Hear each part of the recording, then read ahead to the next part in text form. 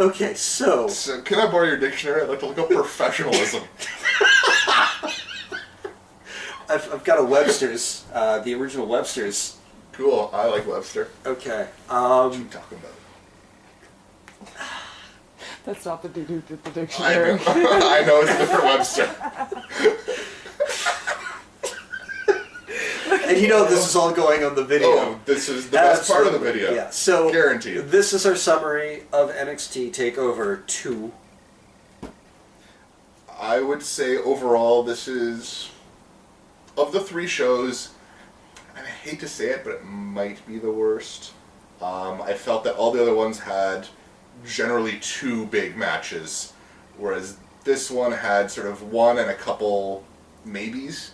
You know, the tag match was good, the women's match was good, but there wasn't, I mean, main event was phenomenal. Fantastic. But there wasn't a second really, really great match, and I felt that the other 2 NXT specials both had 2 phenomenal matches. Other 2 NXT specials concentrated on showcasing the best that they had.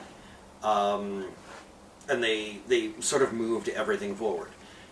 This one felt like it was there. And again, you had like that incredible main event that was absolutely fantastic and will move everything forward. The women's match did the same thing and the tag match did the same thing, but everything in between, like the tag match up until the women's match was just kind of there. The Bull Dempsey match didn't impress. Bull strikes me as one of those guys who's going to be able to be carried to like a really good match, but I don't know if he's ever going to have one on his own. It's like if you combined Rhino and Tensai into one person. Yeah. That's actually a really good summation of Bull Dempsey. Enzo Amore and Big Cass, I don't want to say I don't care about them because I don't really like Big Cass, but I like Big Cass. And I like Enzo. I like him in small doses. Sylvester Lefort I've continually found just dull as shit. And I've never seen him in a good match. Enzo, at least I know, can be entertaining. Sylvester, not so much. There was something... I keep thinking there was some other match in there, but I'm completely... Right, the Baron Corbin thing, which wasn't really a match so much as just a quick squash introduction. I'm excited I'm to see him. very excited to see him, but... I mean, although, I mean, in the complete honesty, after you see 2 moves from someone and a look, it's easy to be impressed. I mean, I was impressed with Nathan Jones because I saw him do that run-in at WrestleMania. Oh, God, You know, he did one big boot and a little clothesline, and, and he looked big, and it's like, wow, this Nathan Jones guy, he's really going to be something. Yeah. I remember seeing him just in like a couple of 2-minute squashes out in Toronto where he was just checking guys around. And he looked really impressive, but you need to be able to tie a match together, and I don't know if Baron can do that yet, so... Well, I mean, he made it this far, right? Yeah. I mean, he's on TV in a competitive era. Yeah. There's a lot of guys that go to the Performance Center and just flunk out. They don't get any further. I mean, it's not the WCW power plant, right? I mean, these guys... Although it's probably the same building. I mean, it was right there in Orlando, too, wasn't it? I want to say... You know, I don't remember. I honestly don't remember where the WCW power plant was, and I don't feel bad about that at all. Because how many good wrestlers did the power plant churn out? Goldberg. That's it. Oh, I'm sorry, I thought you said good wrestler. Wow. Okay, important wrestler. Yeah, definitely. Yeah. Yeah, you know, I hadn't actually thought of it in those terms, but this would definitely be the worst of the NXT events. I mean, worst is a relative term. Yeah, which is not to say that it is bad, because it is still better than most of the WWE pay-per-views that they have put on this year. It's just that NXT is sort of setting a whole new level just in general. And, well, this lived up to it. It felt more like an NXT, I don't want to say a free preview. Like, you know, when they do sort of like a super show on Raw? Like the Raw Super Show! Yeah, yeah. It felt like one of those as opposed to like an event. It's interesting that you can sort of draw a parallel between this and the early days of pay-per-view.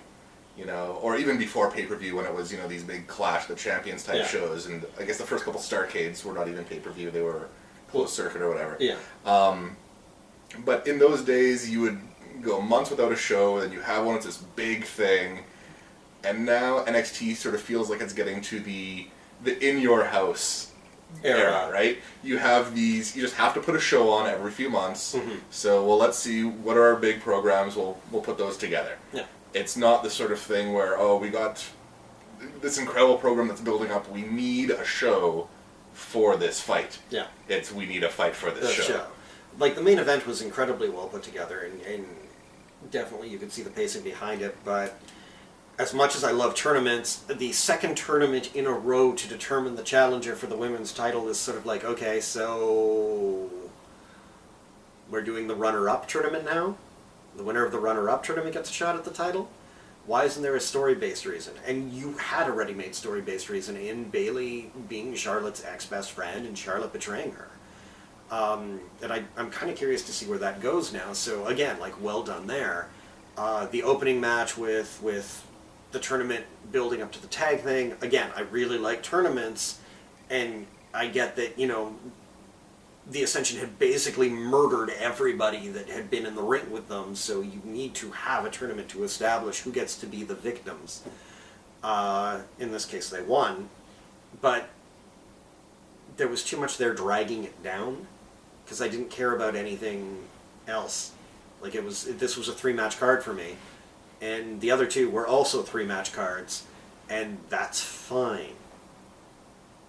Yeah, I This mean, one just kind of dragged. It's like 3 hours of Raw. well, it wasn't that bad, but it felt like there was a lot more filler than on the other shows. I mean, the other shows, they had the Ascension squash that we mentioned, and I think there was a couple other really short matches, but this one, especially between the tag and the women's match, It just there was dragged. just segment after segment where I was not really interested. I mean, I'm lucky, or we're collectively lucky, that they put the Kenta segment where they did, because I was really starting to check out in terms of my attention. Yep. And then they put Kenta there, and I that was was like, oh my god, Kenta! yeah, it was something to bring my focus back. But I mean, he cut a stilted promo and then left, so it wasn't Yeah. like it was some great segment that really got me going. We actually had... We were fighting to keep paying attention to the thing, and then Regal came out, and I'm like, shh, Regal. And you were like, okay, yeah, Regal. So we actually stopped to pay attention to Regal, and then Kenta came out. We were like, Kenta! And then Kenta did his thing, and then Kenta went away, and we were like, okay, what's next? And Is then it it the was women's Bull. match yet? And it was Bull. It was just like, fine. It was definitely Bull. Yeah.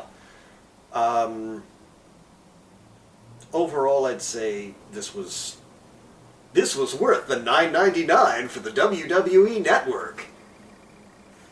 Well done. It'll be Triple H yet. Yeah. Yeah, no, What's I mean, best for business? Ugh. Ugh. You got to be doing your James Hetfield impression all the time. Best for the business. Oh. I'll do the impression next time. But yeah, I mean, as a network exclusive, I think doing these shows every 3-4 months, however often Yeah. you're doing them, it's a great thing to have on there, because you're always guaranteed, I mean, in this case, 1 match, but usually 2 really good matches. NXT as a product is Phenomenal. probably the best wrestling going right now. Yeah. Easily. Better than Raw, better than Impact. Certainly better than Impact, and certainly better than Raw. Mhm. It's better booked. The wrestling is fantastic. Everybody has a character. Everybody makes sense, and it's logical. There's a progression to everything that happens, so they don't really waste their moments, even if some of their characters feel like wastes. And on that note, good night, everybody.